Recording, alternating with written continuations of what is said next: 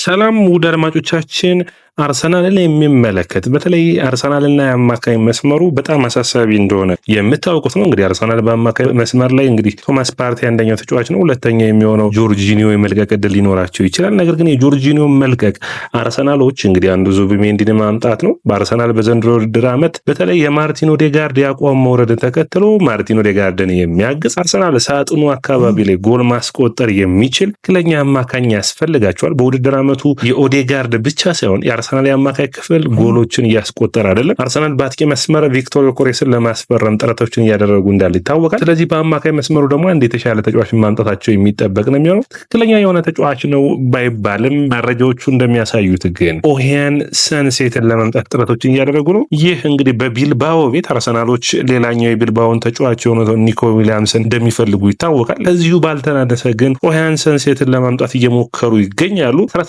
ጎሎችን በአንድ የውድድር ዓመት ማስቆጠር ችሏል። በዘንድሮ የውድድር ዓመት አንዳንድ መረጃዎች ናቸው እንግዲህ ያመጡት። ኤል ናሲዮናል የሚባል የስፔን መረጃ ምንጭ እንደተናገረው አርሰናል ይህንን ተጫዋች ለማስፈረም ይፈልጋል። የውል ማፍረሻው እንግዲህ ጠንከር ያለ ነው። ከኒኮ ዊሊያምስ እና ከዙቢሜንዲ ከፍ ባለ ሁኔታ 69 ሚሊዮን ፓውንድ ነው። ይህንን ተጫዋች መድፈኞቹ ለማስፈረም ለምንፈለጉ ብለን ስናይ ይህ ተጫዋች እድሜው 24 ላይ የሚገኘው የአጥቂ አማካኝ በመሆን የሚጫወት ይሆናል። ሜትር ከ82 ቁመቱ ይረዝማል። የቀኝ እግር ተጫዋች ነው። ቀኝ እግሩን በደንብ የሚጠበቅ ነው። ዘንድሮ ውድድር ዓመት 31 ጨዋታዎችን አድርጎ 17 ጎሎችን እና 3 አሲስቶችን ማድረግ የቻለ ነው። አስደናቂው ኦሄያን ሰንሴት ማን ነው? ለአርሰናልስ የአማካይ መስመር ምን አይነት መፍትሄዎችን ያመጣል የሚለውን በዚህኛው ፕሮግራማችን የምንነግራችሁ ይኖረናል። ውድ አድማጮቻችን፣ አንድሬ በርታ የአርሰናል የስፖርቲንግ ዳይሬክተር እንግዲህ ኃላፊ ሆኖ እንደመጣ እንታውቃላችሁ። ስለዚህ አርሰናሎች በክረምት የዝውውር መስኮት በተለይ ወደ ስፔን የተለያዩ ዝውውሮችን የማድረግ ድላቸው ሰፊ እንደሆነ የሚጠበቅ ነው። ስለዚህ ምን ታስባላችሁ?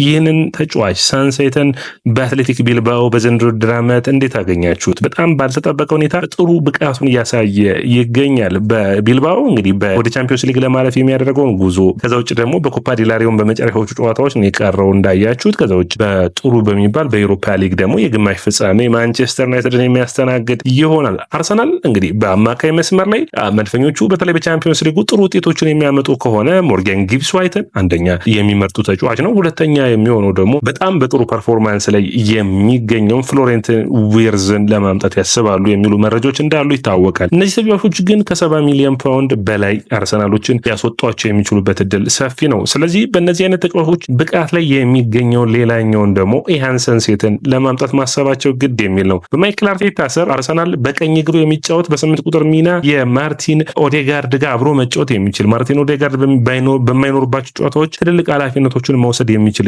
ተጫዋች ይፈልጋሉ። በተለይ የሳጥኑ ቦክስ ላይ ጨራሽ የሆነ ተጫዋች ነው። ሰንሴት ይሄ ሳጥኑ አካባቢ ኳስ አግኝቶ የማይምር አይነት ነው። ወደ 7 ቮሊን ያስቆጠረው ከሳጥኑ ውጭ ወደ 7 ጎሎችን ማስቆጠር ችሏል። በተለይ የሚቀነሱ ኳሶችን ወደ ኋላ የሚመለሱ ከሆነ ሰንሴት እዛ አካባቢ የሚስት አይደለም። በጣም ጥሩ የሆነ ፐርፎርማንስ አለው። ይህም ፐርፎርማንሱን በአርሰናል ቤት መጥቶ የሚያሳልፍ ከሆነ በጣም የሚደንቅ ይሆናል። እንግዲህ ከላሊጋ ውስጥ ከሚገኙ ተጫዋቾች ውስጥ ከሳጥኑ አካባቢ ብዙ ድሎችን በመፍጠርና በመምታት ሹት አድርጎ ጎል በማስቆጠር ይታወቃል። እንግዲህ ይህ የሳን ሴባስቲያኑ አካባቢ የሆኑት የሪያል ሶሲዳድ ጎረቤት የሆነው አትሌቲክ ቢልባኦ በቢልባኦ ቤት እንግዲህ ከዚህ በፊት አንድሬ ሄሬራን አይተናል። ወደ ማንቸስተር ዩናይትድ መጡ። ጥሩ ፐርፎርማንሱን ያየነው ነው። ኒኮ ዊሊያምስ ሰንሴት እዚህ ቡድን ውስጥ ሌሎኛው ተጫዋቹ ነው። በዘንድሮ ውድድር ዓመት ያየናቸው ናቸው። እንግዲህ አርሰናል የአማካይ ተጫዋቾችን ዝርዝሮቹን ካያችሁ ዙቢሜንዲ በአማካይ መስመሩ ላይ በክረምት የዝውውር መስኮት የሚመጣ ይሆናል። ራይስ እና ኦዴጋርድ አብሮት የሚሰለፉ ይሆናል። ስለዚህ የዚህ ቡድን ጠንካራ ተፎካካሪ የሚሆኑ ደግሞ የላንሴት እና የሞሪኖ ተቀያሪ ቤንች ላይ የሚነሱ እንዲሁም በአንዳንድ ጨዋታዎች ቋሚ ሆነው ቡድኑን ማገዝ የሚችሉ ኦዴጋርድን ማሳረፍ የሚችሉ ተጫዋቾች ይሆናሉ ተብሎ ይጠበቃል። የሁለቱ ተጫዋቾች በማጥቃት መስመሩን ማገዝ የሚችሉ ነው የሚሆኑት። በተለይ ሞሪኖ እና ራይስ አሁንም በ6 ቁጥር መሰለፍ ይችላሉ። ዙቢሜንዲ እና ላንሴት እንዲሁም ደግሞ ኦዴጋርድ በ8 ቁጥር መሰለፍ ይችላሉ። በ10 ቁጥር ላንሴት እና ኦዴጋርድን ማሰለፍ የሚችል ይሆናል። አርሰናል በፓርቴ ዝውውር ጉዳይ የኮንትራት ጉዳዮች ላይ አሁንም ድርድሮችን ማድረግ ይፈልጋል። ነገር ግን የፓርቲ ድርድር ጉዳይ የማይሳካ ከሆነ ራሱ አርሰናል በ6 ቁጥር ሚና ላይ የራይስና ዙቢሜንዲ ከሆኑ ከዛ ውጭ ራይስና ሳንሴትን በ8 ቁጥር ሚና በተለይ አርሰናል በዘንድሮ ውድድር ዓመት የተቸገረባቸውን የሎ ብሎክ ጨዋታዎች ቡድኖች ወደኋላ አፈግፍገው በሚጫወቱበት ጊዜ 5 እና 6 ተከላካዮችን ይዘው ከኋላ በሚቆሙበት ጊዜ ከሳጥን ውጭ ሹት አድርገው ጎል የሚያስቆጥር ተጫዋች ያስፈልጋል። ይህኛው ተጫዋች ደግሞ እንደዚህ አይነት ብቃት አለው። ሳጥን ውጭ አይምሬ ነው። በተለይ በአርሰናል በኩል የዲክላን ራይስ ወይም ደግሞ አልፎ አልፎ የማርቲኔሊና የቡካዮ ሳካ ከሳጥን ውጭ የሚመልሷቸውን ኳሶች እድሎች እንዲፈጠር ያደርጋል። እዚህ ቡድን ውስጥ እንግዲህ ንዋነሪም እንዳለ መርሳት የለበትም። ስካሊም በአማካይ መስመር ላይ መጫወት ከሚችሉ ተጫዋቾች ውስጥ አንዱ ነው የሚሆነው። ስለዚህ ቡድኑን በሚገባ ማሻሻል የሚፈልጉት ነው። በዘንድሮ ውድድር ዓመት ሊቨርፑል ምንድነው ጥንካሬው ካላችሁ የአማካይ መስመሩ ነው ቢባል ምንም ማጋነን አይሆንም። እንግዲህ ሊቨርፑል በአማካይ መስመሩ ላይ ስንት አይነት ተጫዋቾች አሉት ብላችሁ ካሰባችሁ ሪያን ግራቨንበርግ፣ ማካሊስተር፣ ከርቲስ ጆንስ አሉት። ስቦዝ ላይ መረሳት የለበትም። ስለዚህ በተለይ የከርቲስ ጆንስ የስቦዝ ላይ እና እንዲሁም የማካሊስተር ሚና በጣም የተለየ ነው። ቡድኖችን በተለያየ አይነት ቅርጽ ሊቨርፑል እንዲጫወት ያደረጉት ነው። ስለዚህ አርሰናል በሳንሴትን በማምጣቱ ምክንያት ሌላኛውን ስቦዝ ላይ እንዳገኙ ነው። በጣም ፈጣን ነው። ብዙ ቦታዎችን መሸፈን የሚችለው ከሳጥን ውጭ ደግሞ ሹት አድርጎ ማስቆጠር የሚችለው እንግዲህ ትንሽ አርሰናልን አስቸጋሪ የሚያደርግባቸው የዋጋው ጉዳይ ነው። 69 ሚሊዮን ፓውንድ መክፈል ይጠበቅባቸዋል። ያደርጉታል ወይ? በክረምት የዝውውር መስኮት ማይክል አርቴታን የምንጠብቅ ነው የሚሆነው። ከኦዴጋርድ የተሻለ ጨዋታዎችን መግደል የመቻል አቅም አለው። ሹት የማድረግ አቅም አለው። ኦዴጋርድ አሁንም ለአርሰናል ጥሩ የሚባሉ ተጫዋቾች ውስጥ አንዱ ነው። ነገር ግን ከጉዳት ከተመለሰ ወዲህ በጣም እግሩ ላይ ሹት የማድረግ ፓወሩ ቀንሷል። ያንን ተከትሎ ውጤታማ እየሆነም እንዳልሆነ የምታዩት ነው።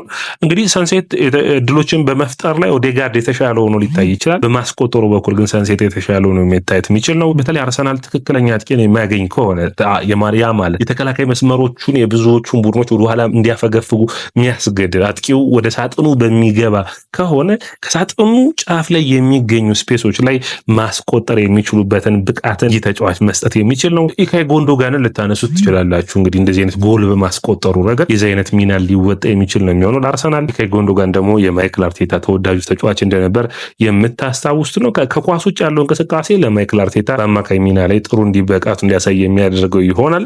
የሃቨርትዝ ከጉዳት ሲመለስ በአጥቂ መስመር ላይ በማይሰለፍባቸው ጨዋታዎች በአማካኝና በመስመሮች ሊጫወት ይችላል። ያንን ቦታም መሸፈን የሚችል ተጫዋች ነው ብላችሁ ታስባችሁ ትችላላችሁ። ነገር ግን አርሰናል አሁንም ሃቨርትዝ እንደ አጥቂ ነው የሚያው። ስለዚህ ሁለተኛ አጥቂ ሆኖ ቪክቶር ዮኬሬስ ከፈረመ አርሰናልን የሚያግዝ ይሆናል ተብሎ የሚጠበቅ ነው። ነገር ግን ይህ ዝውውር ጠንከር ብሎ የሄደ እንዳልሆነ ወደ ደማቻችን ልብ ልትሉልን ይገባል። ነገር ግን አሁንም ቢሆን አርሰናሎች በዚህ ዝውውር ጉዳይ ጠንክረው እየሰሩበት እንዳለ ብዙ መረጃዎች ያሳያሉ። ያ ማለት ግን ሊሳካም ላይሳካም የመቻል እድል ሊኖረው ይችላል። ቡድኖች በምን አይነት መንገድ ራሳቸውን ማሻሻል እንዳለባቸው ሁሌም የሚያውቁ ናቸው። ለምሳሌ ማንቸስተር ሲቲ ብዙ ፊርማዎች እንደሚያደርግ ይጠበቃል። ስለዚህ አርሰናል ጠንካራ የሆኑ ፊርማዎችን ማምጣት የሚጠበቅበት ነው የሚሆነው።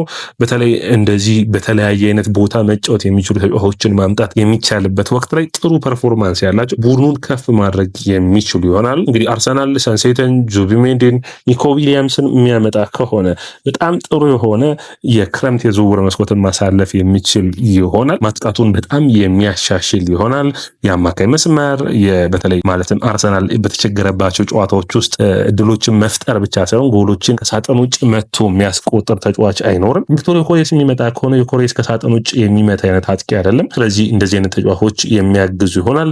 ዲክላን ራይስ አሁንም ቢሆን ቡድኑን ከረጅም ርቀቶች መጥቶ በማስቆጠር ቅጣት ምቶችን በማስቆጠር ለአርሰናል በዛ ቦታ ላይ የሚቀጥል ይሆናል። ነገር ግን ራይስን በ8 ቁጥር ብቻ መጠቀም ሳይሆን አርሰናል በ6 ቁጥር ራይስን መጠቀም የሚፈልግ ከሆነ ሁለተኛ ተጫዋች ሆኖ ማገዝ የሚችል ነው። አርሰናሎች በአማካይ መስመሩ እንግዲህ በሞሬኖን በማስፈረም ያገኙትን ጥቅም በሌሎች ተጫዋቾችን በማስፈረም ስፔን የሚወጡ ተጫዋቾችን ማምጣት ውጤታማ የሚያደርጋቸው እንደሆነ አሁንም በቡድኑ እምነትን አለ። ማይክል አርቴታ የሳን ሴባስቲያን ወይም ደግሞ እንግዲህ በጣም ጥሩ የሆነ ግንኙነትን ካለው ከአካባቢው ሰዎች ጋር ማምጣት የሚችል ነው የሚሆነው። አንደኛው ዙቢሜንዲ የሚመጣ ይሆናል። ሳንሴት የሚመጣ ከሆነ የአማካይ መስመርን ከአርሰናል ከረጅም ጊዜያቶች በኋላ የድሮውን የአርሰናልን እድሎችን በመፍጠር ላይ ጥሩ የነበሩትን የጃክ ዊልሸር በጣም ጥሩ የነበሩበት ጊዜ ዊልሸር፣ ናስሪ በአማካይ መስመር ራምሴን ያየንበት ወቅት ነበር። በተለይ አርሰን ዌንገር እንደዚህ አይነት አማካኞችን ይወዱ ነበር። ስለዚህ ማይክል አርቴታ ቡድኑን ወደዛ የሚመልሰው ከሆነ በጣም አስደሳች የሆነ ጨዋታን ከሳጥን ውጭ ሹቶችን የምናይ ይሆናል። በተለይ አርሰናል የዛሬ 2 ዓመት እንደዚህ አይነት ቡድን እንደነበር የምታስታውስ ነው። ግራኒት ዣካ፣ ኦዴጋርድ፣ ማርቲኔሊ ረጃጅም ከሳጥን ውጭ ሆኖ ሹቶችን ያስቆጥሩ ነበር። ስለዚህ ቡድኑ እንደዛ መቀጠል የሚችል ከሆነ ውጤታማ ሆኖ የእንግሊዝ ፕሪሚየር ሊግን የናፈቀውን በ22 ዓመታት በኋላ ማግኘት የመቻል ዕድሉ ሰፊ ማድረግ የሚችል ነው። ይህ ግን በቻምፒዮንስ ሊጉ ላይ መድፈኞቹ የሚያመጡት ውጤት ላይ ይመረኮዛል። በተለይ በቻምፒዮንስ ሊጉ ውጤታማ ሆኖ ዋንጫዎችን ማሸነፍ የሚችሉ ከሆነ ይህንን ቡድን እያጠናከሩ የሚቀጥሉ ይሆናል። ሰላም ውድ አድማጮቻችን፣ ይህ ያያ ስፖርት ነው። ላይክ፣ ሼር፣ ኮሜንት፣ ሰብስክራይብ ማድረጋችሁን አትርሱ።